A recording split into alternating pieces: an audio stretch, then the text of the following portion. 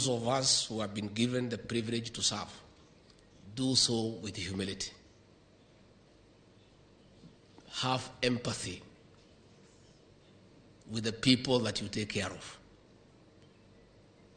Respect those under you. Address them with respect and decorum. It costs you nothing. Nothing, absolutely nothing. Because people are people. So those of us who are here who lead this or that organization, those placed under your care, please treat them with respect and dignity.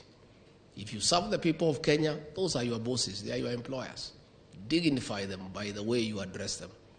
Even when there are challenges, remain calm and steady and address problems in a humane and humble manner so that those who are victims of that challenge can feel understood and empathized.